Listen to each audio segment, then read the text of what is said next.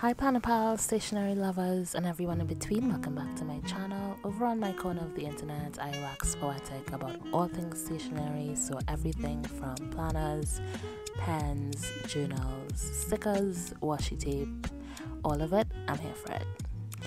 Today, we're gonna chat about some journaling tips, my journaling journey, whilst we go through some magazines for cutouts. Yes, magazines is an underrated means of creating amazing imagery and storytelling through pictures and words in your journal. So in my current journal, or in my traveler's notebook full of notebooks, I have a main journal, a prayer journal, and that little field notes at the back is for something else that's quite private, but it fits really well in a small little notebook for note-taking purposes. So let's dive in really quickly to my first magazine, which is going to be Vogue. This is a December 2023 issue. I know, quite old, but I like keeping magazines for this exact purpose. I know everything is going digital now, but I love collecting magazines. I do read them, but I keep them afterwards for this exact purpose, to forage for images and words that I know are gonna add some pizzazz to my journal spreads in some way, shape or form.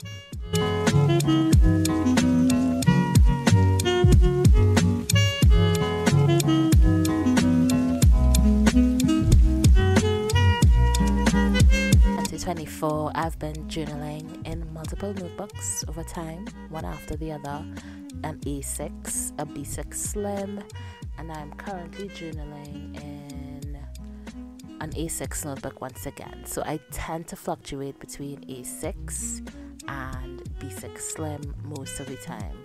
Occasionally for prayer journaling, faith journaling, I will dive into a pocket notebook. That way I'm not too overwhelmed by the size of a page and things like that. So those are my go-to sizes generally: A6, B6 Slim, and occasionally pocket. What about you? What are your go-to sizes for journaling? Let me know down in the comments. So aside from sizes, my favorite journals so far this year have been the Apika CD, which I currently am in, and that's what you would have seen at the start of the video, that beautiful red covered notebook with a dot grid of 5mm. I love it to bits. Extremely fountain pen friendly. It's generally all I write with, fountain pens in there.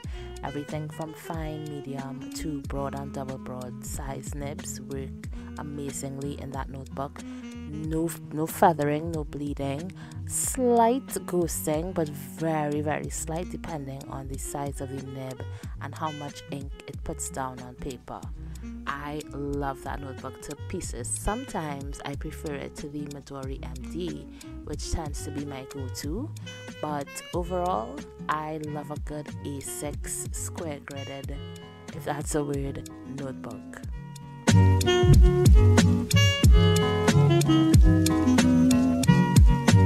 Moving away from sizes a bit and brands, I've been enjoying a lot of exploration of decor, journaling decor.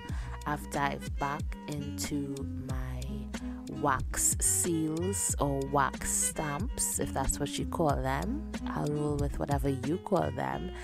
I bought these roughly a year ago, but I put them to the side in my storage and I hadn't been using them very much. But I must say, wax seals and wax stamps, oh my gosh, underrated for journal decor. Underrated. What I love to do is add a piece of patterned paper of some type. Shout out to Michaels, they sell some of my favorites.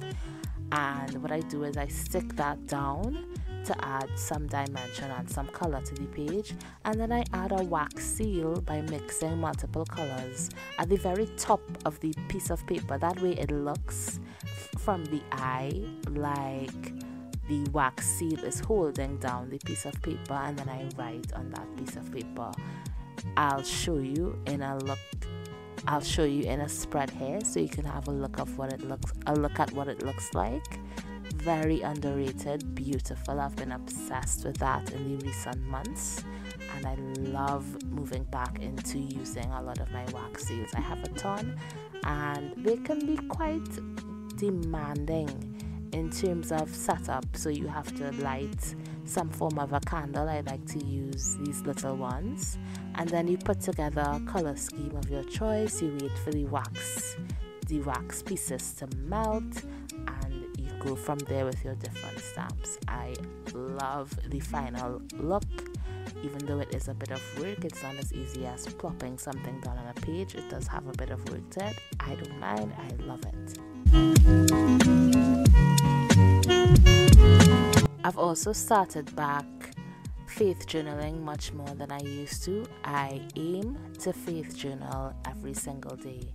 That's been one of my main goals for 2024. And because I've been making it a daily habit, it's almost second nature to me when I wake up, and I almost have to do it before I start my day, or else my day just doesn't seem off to a very great start sometimes. What I like about that is that it has fostered in me the ability to create and stick to habits that work well for me, and that in the end help me be a stronger, more centered, more grateful, and more reflective person. I love faith journaling so much so I'm considering starting a channel for that, or maybe doing some of it here on Lee's Plans and Journals. If you have a preference, would you like to see me create a separate channel for faith journaling, or should I do some of that over here? Sound off in the comments below. Feel free to let me know. I can't wait to hear from you. Another area of journaling that I am starting to love more and more as the year winds down is career journaling. So this year was a bumpy ride for me career-wise. I was laid off from a job, and it forced me to take somewhat of a step back and look at where I want to be career-wise. Not just taking a job because it's available, even though that is a valid reason for taking a job. It's available and it's necessary.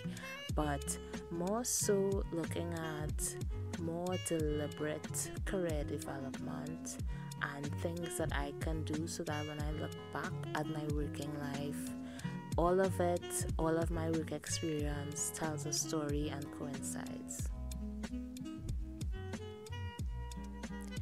Let's dive really quickly into the Marie Claire magazine, also a December 2023 issue with Issa Rae on the cover. Her story in here was just amazing, so much so that I may keep this one to reflect back on what she said in a lot of areas of the article. I loved hearing her story in this magazine. Love. So, heading back over to career journaling, I picked up one of my many unused journals. It's an 8x6 dot grid notebook for $4 that I got at Ross, and I'm using that as my career journal. So each and every day, whether I'm working or not, my aim is to learn something new in my field, in the industry in which I work, and take note of it within this career journal, this dot grid journal. That way I'm always staying on top of things in my industry, and I have a catalog of notes. I love being able to look back at a full notebook knowing that I've chronicled many things. I've taken note of information that is not only relevant but absolutely necessary to not forget. And that's the main thing behind writing things down, no matter how mundane it might seem. That's kind of why I create a journal for almost everything, so that I don't forget. I don't want a life that I might end up forgetting certain things and certain elements of life and certain life episodes. So the career journal has been a joy to start, and I'm really glad that it's something I thought of, because at the end of the day I want to have, like I mentioned, a catalog of thoughts, ideas, reflections, and one central area to go into where I can look at all of the developments, the ups and downs, the latest trends, and chronicle all the developments within the industry, so that I'm always on top of things, I'm always up to speed and not lagging behind. So in this particular magazine, I didn't find very many things. I love this element of a drop cap where you see the letter here at the start of articles, and because I love magazines so much, that is something I've also incorporated in my journals. I start a page with one large letter and then I write. It's a hallmark of these magazine articles, and because I've been reading magazines since I was a child, it's something that I love the look of. A large L or a large I, and then you start your sentence or you continue your sentence from there. I love the way it looks, and like I said, it's a hallmark of magazine articles that I adore and I always have. I love adding that element to my journals, and it's not something I see typically online on journaling channels, but it's something that you should try out. You might be surprised how much you like it and the look that it adds to your journal spreads and to your writing. Just took some quotes from this particular page and running over the magazine one more time just to see if there's anything I may have missed. I will be keeping this one because I love the articles within this issue, but I didn't find as many things as I did in the Vogue issue with Nicki Minaj on the cover. This one didn't have as many interesting things for me. Some imagery is pretty nice. I can do things with this picture, this fashion editorial image. I can do something or another with this, maybe add a piece of a yellow cutout paper and put it next to the lady and sort of have her tipping over onto the onto the piece of paper where the writing is going to be.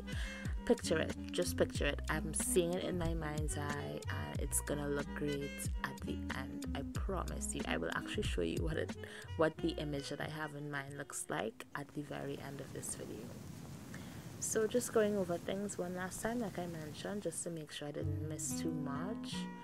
And if you have magazines hanging around your home, I completely advocate for picking those things up and flipping through them. It doesn't even have to be a fashion magazine. It can be something that you got in the mail. It can be, a product flyer or brochure. You will be surprised at what you find. It could be a real estate brochure. It could be absolutely anything from the grocery, from a local mall. Anything at all with stories, imagery, any promotional material. You'll be surprised the bits and pieces, because at the end of the day, these outlets provide words, phrases, concepts, and pictures that you can cut out and tell your own story with at the end of the day. So that is it for my sifting through my magazines for cutouts, foraging for magazine cutouts as journal supplies. I hope you enjoyed the video, and I definitely enjoyed cutting these out. I'm very excited to create with them. Stay tuned to see what I do create with a few of these at the very end, and I will see you next time. Bye.